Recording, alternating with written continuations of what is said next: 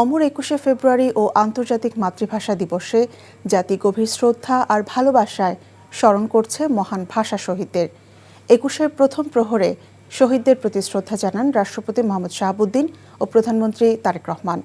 এরপর শ্রদ্ধা জানান বিরোধী দলীয় নেতা ও জামাতে ইসলামী আমির ডা শফিকুর রহমানের নেতৃত্বে ১১ দলীয় জোট। ভাষা শহীদের রুহের মাগফিরাত কামনা করে মিনার প্রাঙ্গণে মোনাজাত করেন প্রধানমন্ত্রী ও বিরোধী দলীয় নেতা। আরও জানাচ্ছেন হাসান মাহমুদ।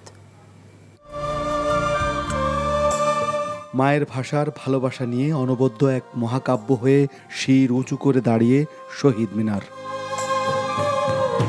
২১-এর শুরুর ক্ষণে শহীদদের প্রতি শ্রদ্ধা জানিয়ে মিনারে পুষ্পস্তবক অর্পণ করেন রাষ্ট্রপতি মোহাম্মদ শাহাবুদ্দিন। জানানো হয় রাষ্ট্রীয় সালাম। এখন পিরিয়ড হোক রেগুলার বা হেভি, প্রয়োজন মতো কনফিডেন্স আছে রেডি। Play with confidence.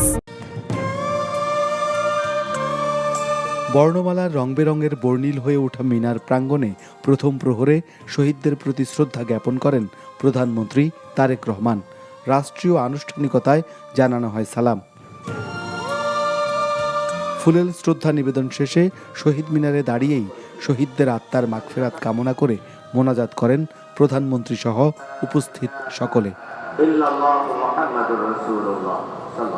পরে মন্ত্রিপরিষদের সদস্যদের সাথে নিয়ে শহীদ বেদিতে পুষ্পস্তবক অর্পণ করেন প্রধানমন্ত্রী। দলীয় নেতাদের সাথে নিয়ে আরেকবার শহীদ বেদিতে পুষ্পস্তবক অর্পণ করেন বিএনপি চেয়ারম্যান তারেক রহমান। জিয়া পরিবারের পক্ষ থেকে স্ত্রী কন্যাকে নিয়ে পারিবারিকভাবে আরও একবার মহান ভাষা শহীদদের শ্রদ্ধা জানান শহীদ জিয়া ও বেগম জিয়ার সন্তান।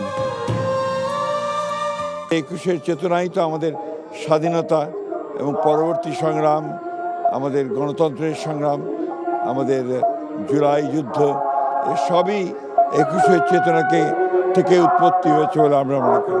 এবং আজকে এই যে চ্যালেঞ্জগুলো আমাদের সামনে আসছে, আমাদের অর্থনীতিকে সংহত করা, আমাদের রাজনীতিকে আরও সংহত করা, এই কাজগুলো আমরা ২১-এর চেতনাকে ধারণ করতে সক্ষম হব বলে। এনসিপি সহ ১১ দলীয় জোটের নেতাকর্মীদের সাথে নিয়ে শহীদদের প্রতি শ্রদ্ধা জানান বিরোধী দলীয় নেতা ও জামাতে ইসলামের আমির ডাক্তার শফিকুর রহমান। মহান ভাষা শহীদদের প্রতি শ্রদ্ধা জানান সেনা, নৌ ও বিমান বাহিনীর প্রধানরা। শ্রদ্ধা জানান নির্বাচন কমিশনার, মন্ত্রিপরিষদ সচিব, ঢাকা বিশ্ববিদ্যালয়ের শিক্ষক সহ বিভিন্ন পেশাজীবীরা। ঢাকায় নিযুক্ত বিভিন্ন দেশের রাষ্ট্রদূতরাও ৫২-এর ভাষা আন্দোলনের শহীদদের প্রতি শ্রদ্ধার্ঘ্য নিবেদন করেন। ভাষার জন্য এদেশের মানুষের ভালোবাসা অসীম, তাই তো বুক চিতিয়ে প্রাণ বিলিয়ে দিয়ে মাতৃভাষাকে রক্ষা করেছেন দামাল ছেলেরা। তাদেরই স্মরণ করতে এই শহীদ বেদিতে লাখো মানুষের ঢল।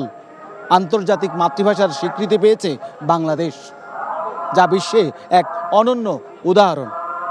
Hasan Mahmud, NTV news, Dhaka.